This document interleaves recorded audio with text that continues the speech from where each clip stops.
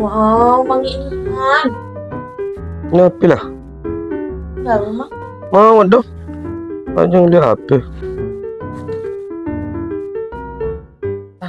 Apa? Katanya. Isangun pak ganteng je tumbai lah. Mak ni ku harga kenya mak ganteng. Muluh-muluh ni ku suka nembak nyak. Sampai 4-5 kali. Boleh nyak ganteng. Api marah kerja mau ni ku.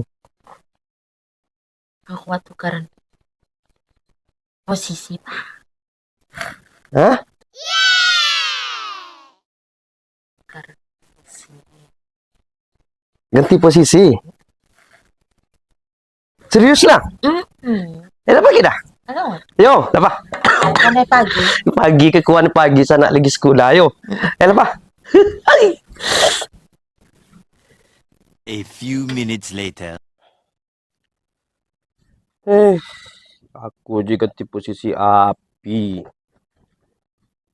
Tunjuk haluk ngajak je no. Ganti posisi.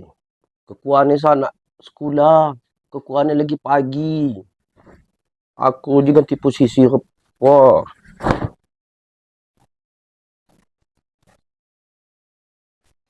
Ganti posisi ke kunci.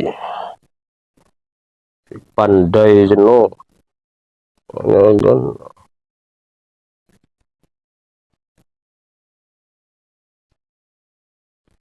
Dia gosok ni benar sah. Basuhan moneh kam.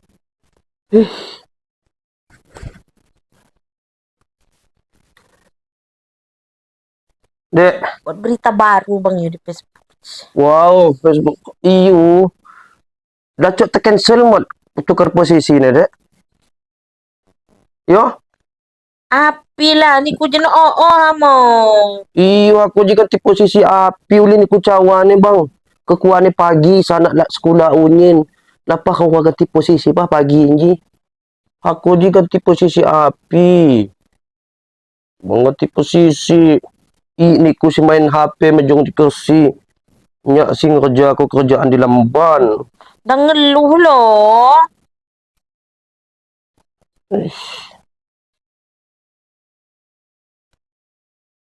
Pandai kerja je no. Agaknya ganti posisi.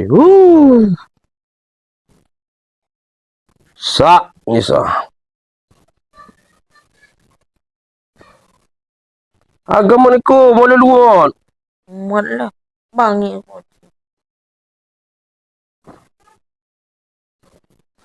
Ya Allah kita. Wow.